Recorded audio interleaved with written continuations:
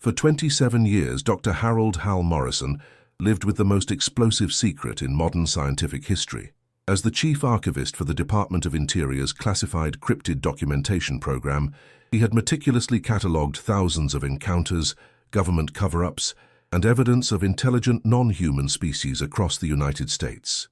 But what he discovered buried in those files wasn't just proof of Bigfoot's existence. It was documentation of a systematic campaign by multiple government agencies to suppress, eliminate, and weaponize knowledge of creatures whose intelligence and capabilities far exceeded anything the public could imagine. In his final hours, dying from complications of Alzheimer's disease in a secure memory care facility, Dr. Morrison made a decision that would shatter the foundations of everything we thought we knew about evolution, consciousness, and humanity's place in the natural world. His deathbed confession revealed not just the existence of these beings, but evidence of their advanced civilization, their moral superiority to human society, and the terrifying reason why the government had spent decades trying to erase them from existence. Before we continue, subscribe to the channel and comment down below where you're watching from. Dr. Harold Morrison was 81 years old when he passed away at the Riverside Memory Care Center in Arlington, Virginia, on September 14, 2018. To his colleagues at the Smithsonian Institution, where he had worked for over 4 decades, he was a dedicated researcher who had spent his career organizing and preserving scientific documentation for future generations. His published work on archival methodology and information management had earned him recognition as one of the foremost experts in scientific data preservation. But his most important work, the project that consumed the final 27 years of his career and ultimately cost him his sanity, remained locked away in classified vaults so secure that most government officials with top-secret clearances had never heard of their existence. The Cryptid Documentation Archive, known internally as the Vault, was established in 1991 following a series of incidents that convinced federal authorities that the scattered, unorganized collection of creature-related evidence posed a significant security risk.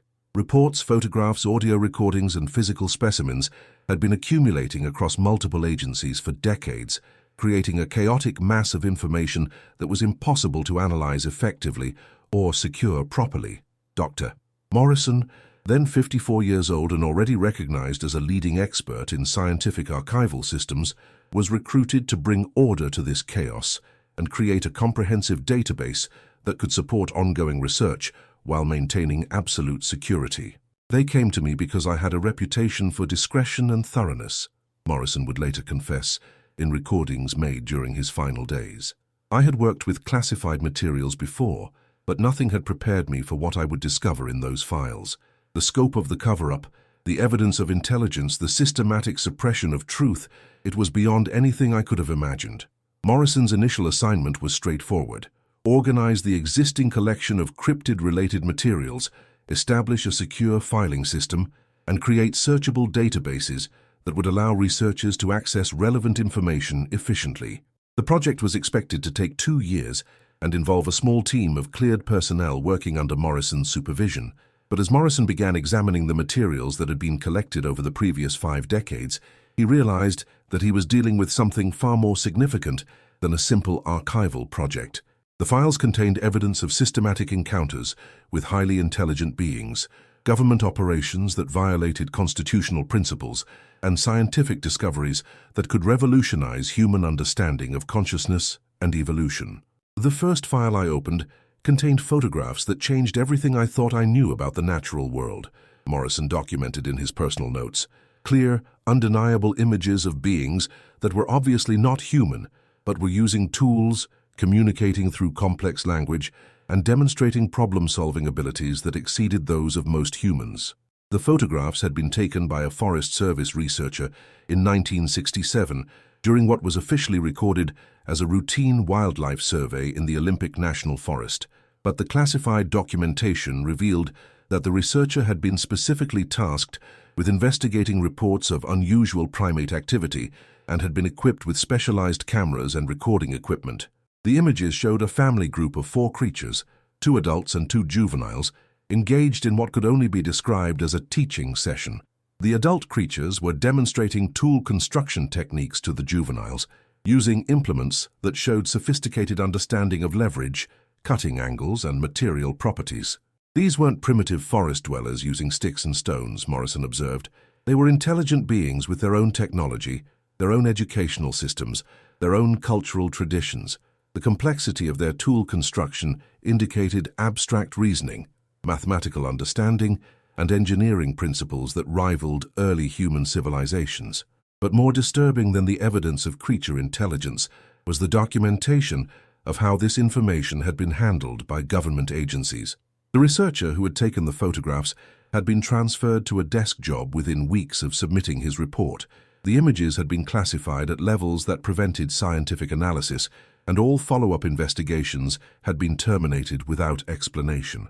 They buried the evidence immediately, Morrison noted, not because it was false or unreliable, but because it was too true, too clear, too undeniable to be explained away through conventional means. They couldn't allow this information to reach the scientific community or the public. As Morrison continued his work, he discovered that this pattern of suppression was consistent across decades of documentation. Every piece of credible evidence, every reliable witness account, every scientific analysis that supported the existence of intelligent cryptid species had been classified, discredited, or destroyed to maintain the official denial of their existence. The files revealed a systematic campaign of disinformation that involved multiple government agencies, academic institutions, and media organizations working together to ensure that evidence of cryptid intelligence never reached public attention. Scientists who reported encounters were discredited, witnesses were intimidated into silence, and physical evidence was confiscated and classified at levels that prevented independent analysis. It wasn't just a cover-up, Morrison realized. It was a coordinated effort to erase an entire species from human awareness. They were committing intellectual genocide, destroying knowledge that could have advanced human understanding by centuries. Morrison's discovery of the scope of this suppression campaign led him to expand his archival project beyond its original parameters. Instead of simply organizing existing materials, he began actively seeking out additional evidence, tracking down former government employees who had worked on cryptid-related projects and documenting the full extent of the cover-up. This expanded investigation brought Morrison into contact with individuals who had participated in classified operations spanning 5 decades. Former military personnel, intelligence operatives, scientific researchers, and government administrators provided him with additional documentation, personal accounts, and insider knowledge that revealed the true scope of human cryptid interactions. "I became an investigative journalist as much as an archivist," Morrison explained in his confession. "I was documenting not just the evidence of cryptid existence, but the systematic effort to suppress that evidence and the human cost of maintaining that suppression." One of Morrison's most significant discoveries was a collection of files from the 1950s that documented the first systematic government study of cryptid intelligence. The project, codenamed Forest Watch, had been established following a series of encounters in the Pacific Northwest that convinced military officials that the creatures posed potential security threats. The Forest Watch files contained detailed behavioral analyses, linguistic studies, and intelligence assessments that painted a picture of beings whose cognitive abilities exceeded human norms in several key areas. The creatures demonstrated superior memory, enhanced pattern recognition, and problem-solving capabilities that suggested evolutionary adaptations specifically designed for complex environmental challenges. The 1950s researchers had concluded that the creatures were not just intelligent, but were evolutionarily optimized for intelligence in ways that humans were not, Morrison documented. Their brain structure, sensory capabilities, and cognitive processing were specifically adapted for the kind of complex environmental analysis that allowed them to thrive in wilderness conditions that would challenge the most sophisticated human survival experts. But the Forest Watch project had been terminated abruptly in 1957, following an incident that demonstrated the creature's ability to gather intelligence about human activities. The beings had somehow obtained detailed information about the research project, including the locations of observation posts, the identities of personnel involved, and the specific goals of the study. The creatures had been studying the researchers who were studying them, Morrison noted. They had demonstrated intelligence-gathering capabilities that exceeded those of trained military personnel, and they had done it without being detected by any of the surveillance equipment or security measures that were supposed to protect the operation. The termination of Forest Watch had led to a fundamental shift in government policy toward cryptid populations. Instead of attempting to study the creatures openly, subsequent operations focused on covert surveillance, containment, and, when necessary, elimination of populations that posed perceived threats to human activities. Morrison's files documented dozens of these operations spanning the following decades, revealing a pattern of escalating conflict between human authorities and cryptid communities. As human expansion encroached on traditional creature territories, encounters became more frequent and more violent, leading to casualties on both sides that were carefully concealed from public awareness. The files read like a secret war, Morrison observed. Battles fought in remote wilderness areas, casualties that were explained through conventional means, and strategic operations designed to eliminate or relocate entire populations of intelligent beings. It was systematic ethnic cleansing disguised as wildlife management. One of the most disturbing aspects of Morrison's research was his discovery of files documenting experiments conducted on captured creatures during the 1960s and 1970s. These operations, carried out at classified facilities in Nevada and Montana, involved medical procedures, psychological testing, and behavioral conditioning that violated every principle of scientific ethics and human rights. They were treating conscious, intelligent beings like laboratory animals, Morrison documented with obvious distress. The procedures described in these files would have been considered torture if performed on humans, but because the subjects weren't officially recognized as sentient beings, the researchers felt justified in conducting experiments that were fundamentally inhumane. The experimental files revealed that captured creatures possessed cognitive abilities that exceeded human norms in several areas, including spatial reasoning, pattern recognition, and environmental analysis, but they also demonstrated emotional responses, social bonding, and moral reasoning that indicated complex psychological and ethical development. The creatures showed empathy, grief, and moral outrage in response to their treatment, Morrison noted.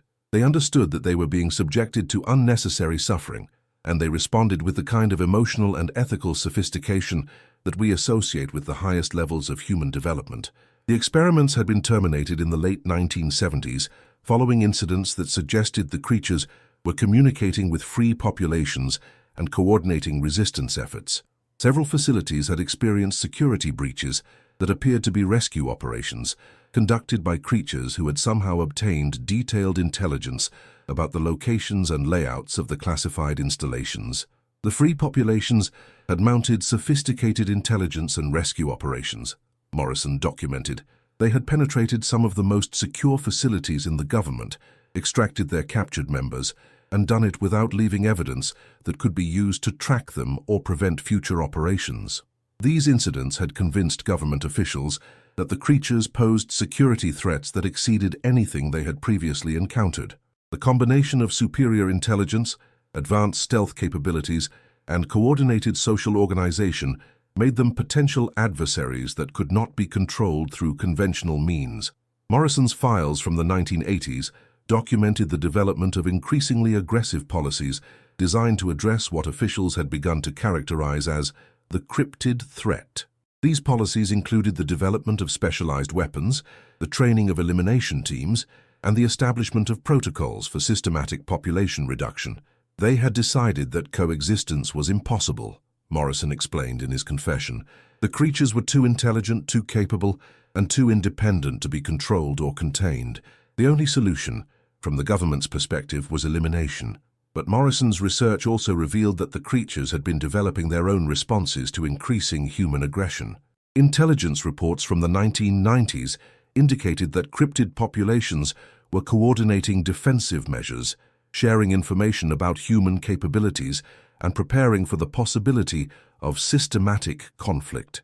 Both sides were preparing for war, Morrison observed.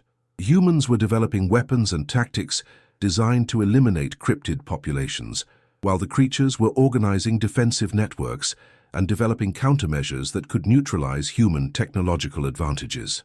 Morrison's most shocking discovery was a collection of files from the early 2000s that documented successful creature operations against government facilities. These operations demonstrated tactical sophistication and technological capabilities that exceeded anything in the previous documentation. The creatures had learned to turn our own technology against us, Morrison noted with obvious admiration and fear. They had developed methods for disabling electronic systems, neutralizing weapons, and penetrating secure facilities that made our most advanced security measures useless. The operations described in these files included the complete destruction of a classified research facility in Colorado, the elimination of an entire military unit in Alaska, and the systematic sabotage of surveillance networks across multiple states. In each case, the creatures had demonstrated capabilities that exceeded human understanding and left investigators with no effective countermeasures. We were completely outmatched, Morrison admitted. Every advantage we thought we possessed, technology, weapons, organization, intelligence, had been neutralized or turned against us by beings who understood our capabilities better than we understood theirs. But perhaps the most disturbing aspect of Morrison's research was his discovery of evidence that some government officials had begun exploring the possibility of using creature capabilities for military and intelligence purposes. Files from the mid-2000s documented attempts to establish communication with creature populations and negotiate agreements that would provide access to their advanced technologies. They wanted to weaponize the creatures, Morrison explained with obvious disgust. After decades of trying to eliminate them, some officials had realized that their capabilities could be useful for human military and intelligence operations. They were exploring the possibility of turning the creatures into weapons against other human populations. These negotiation attempts had failed completely, with the creatures demonstrating that they understood human intentions and had no interest in participating in human conflicts. But the files revealed that government officials continued to pursue various schemes for accessing creature technologies, including attempts to capture and reverse engineer their tools and techniques. Morrison's work on the archive had originally been scheduled to conclude in 1993, but the scope of his discoveries had convinced his superiors to extend the project indefinitely. For the next 25 years, Morrison continued to collect, organize, and analyze evidence of human-creature interactions, building the most comprehensive record of these encounters ever assembled. But the psychological cost of this work on Morrison was enormous. He was constantly exposed to evidence of government deception, scientific suppression, and systematic violence against intelligent beings. The knowledge that he was participating in the cover-up of what amounted to genocide against a superior species created moral conflicts that gradually destroyed his mental health. I was living with the knowledge that my own species was committing crimes against consciousness itself, Morrison confessed during one of his final recordings. I was documenting evidence of systematic evil while being complicit in maintaining the secrecy that allowed that evil to continue. Morrison's personal files from the 2000s reveal his growing psychological distress and his attempts to find ways to reveal the truth without violating his security oaths or endangering his family. He considered leaking information to journalists, contacting scientific organizations, and even attempting to make direct contact with creature populations to warn them about government operations. I was trapped between my duty to preserve knowledge and my obligation to protect the subjects of that knowledge, Morrison explained. I had access to information that could save lives and advance human understanding, but I was legally and morally bound to keep that information secret. The moral complexity of Morrison's situation was compounded by his growing realization that the creatures were not just victims of human aggression, but were actively working to protect themselves and their territories through means that sometimes resulted in human casualties. The files documented numerous incidents where creature defensive actions had resulted in the deaths of government personnel, civilian researchers, and innocent bystanders. The creatures weren't pacifists, Morrison noted. They were defending themselves against systematic extermination, and they were willing to use whatever force was necessary to protect their communities.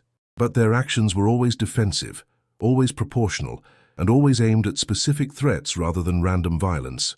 Morrison's analysis of creature behavior patterns revealed a consistent ethical framework that governed their interactions with humans. They avoided civilian populations whenever possible, targeted only individuals who posed direct threats to their security, and demonstrated concern for human welfare that exceeded what humans typically showed for creature welfare. They were better than us, Morrison admitted in his confession. More intelligent, more ethical, more concerned with the welfare of other species. They had achieved what human civilization claims to aspire to, but has never accomplished: true wisdom combined with power. This realization led Morrison to a crisis of conscience that would define the remainder of his career. He continued to maintain the archive and carry out his official duties, but he began secretly documenting evidence that contradicted the official narrative about creature nature and capabilities. Morrison started keeping detailed personal records that painted a very different picture from the official reports he was required to maintain. These records would eventually become the foundation for his deathbed confession and the most comprehensive documentation of the government's cryptid suppression campaign ever compiled. The turning point in Morrison's understanding came in 2010, when he discovered a collection of files that had been misfiled and overlooked for decades. These documents contained evidence of successful diplomatic contact between government representatives and creature communities during the 1970s, including transcripts of conversations that revealed the full extent of creature intelligence and moral development. They had been trying to establish peaceful relations with us for decades, Morrison documented with obvious anguish. The creatures had made multiple attempts to communicate, to negotiate, to find ways to coexist peacefully, but every attempt had been rejected or sabotaged by officials who couldn't tolerate the existence of beings who challenged human supremacy.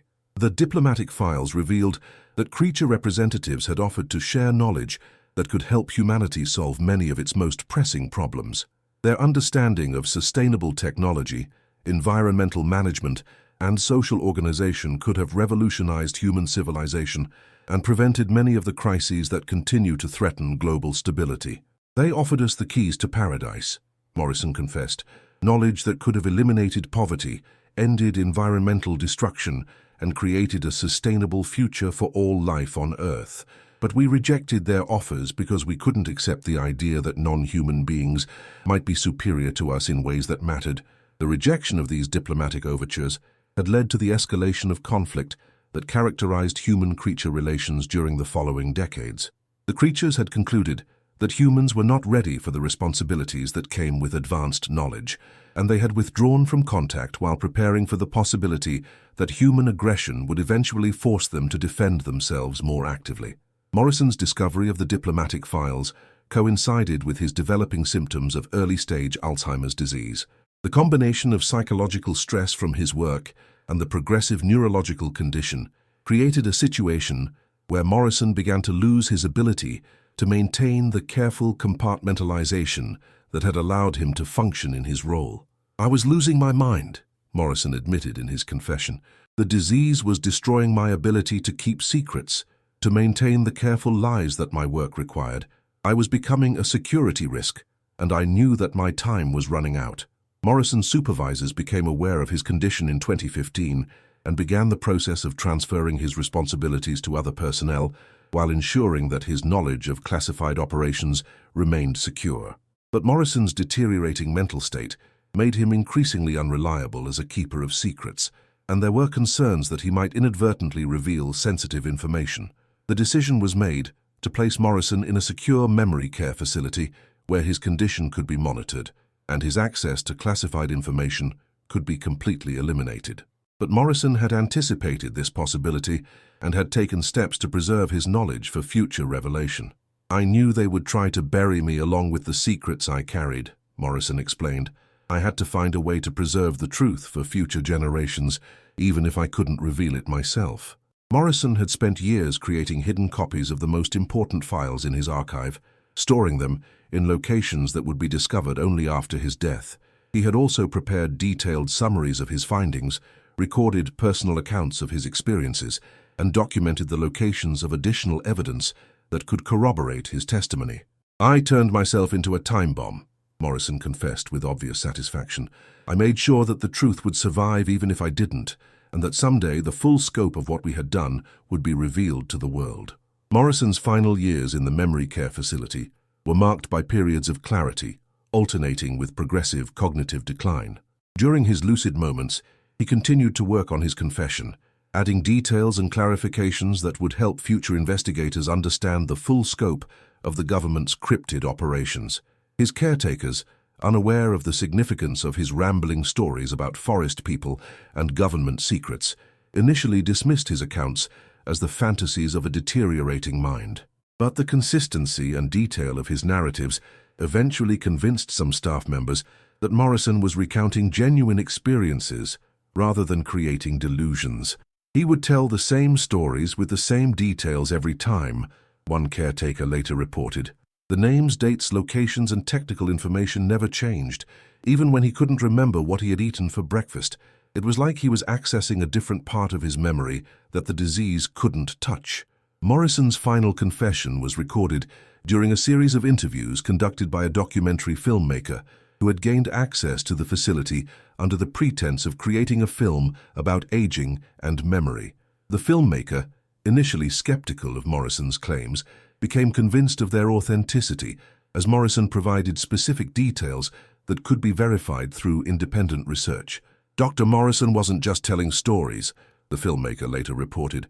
He was providing detailed technical information, specific dates and locations, and insider knowledge that could only have come from someone with access to the highest levels of classified operations.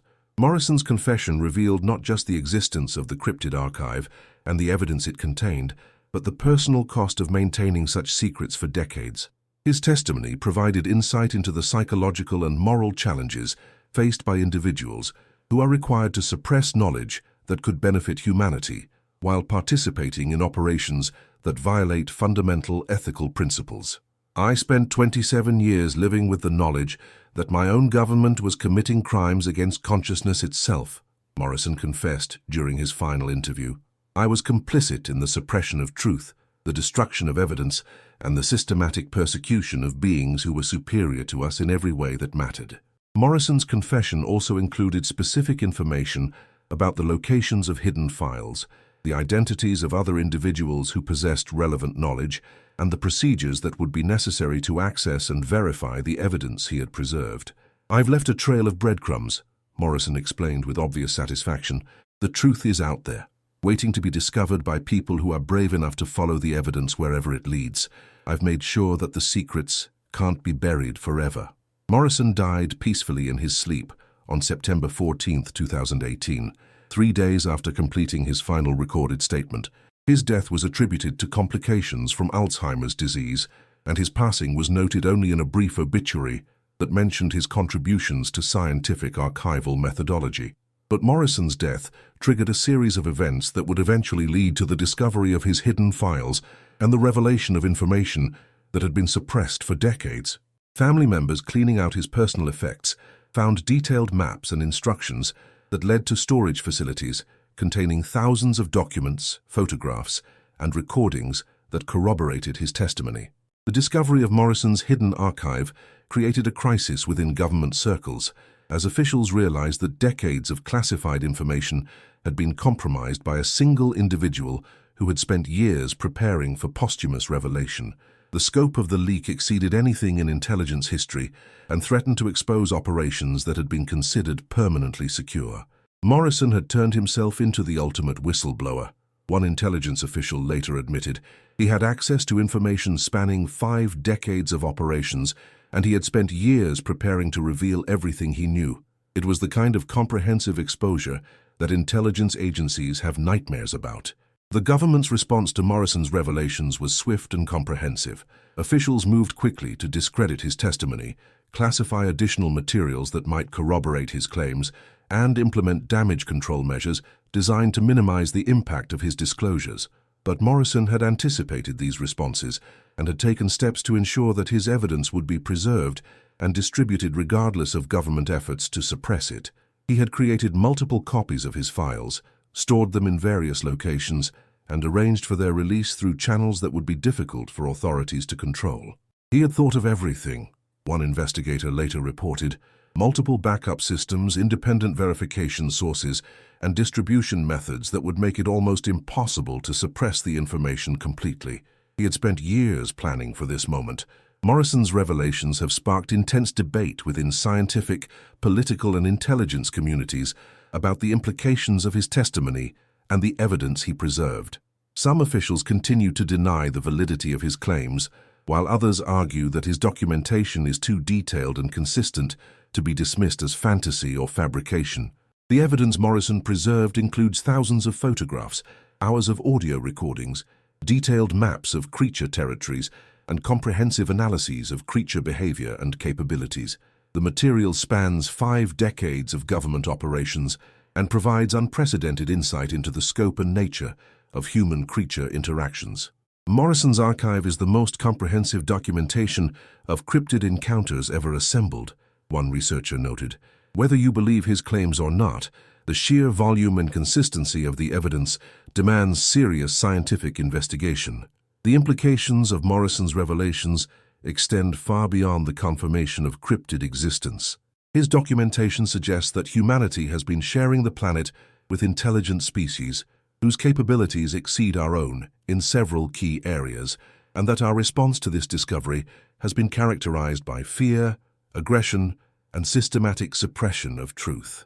Morrison's files don't just prove that these beings exist, one analyst observed. They reveal that we've been conducting a secret war against species that are superior to us in intelligence, ethics, and environmental stewardship. The moral implications are staggering. Morrison's confession also raises serious questions about the role of government secrecy in suppressing scientific knowledge and preventing public awareness of discoveries that could revolutionize human understanding of consciousness, intelligence, and our place in the natural world. The cover-up Morrison documented represents one of the greatest crimes against knowledge in human history, one scientist argued. We've been denied access to information that could have advanced our understanding by centuries, all because government officials couldn't tolerate the existence of beings who challenged human supremacy. The creatures themselves remain hidden, but Morrison's files suggest that they continue to monitor human activities and may be preparing for more direct action to protect their interests. Recent analysis of environmental data from areas identified in Morrison's documentation reveals patterns consistent with increased creature activity and possible territorial expansion. Morrison's files indicate that the creatures are still out there, still watching us, still evaluating our behavior, one intelligence analyst noted. His documentation suggests that they've been remarkably patient with human aggression, but that patience may not be unlimited. Morrison's legacy is a challenge to humanity to confront the truth about our relationship with other intelligent species and to choose between continued denial and the difficult process of acknowledging our mistakes and seeking peaceful coexistence.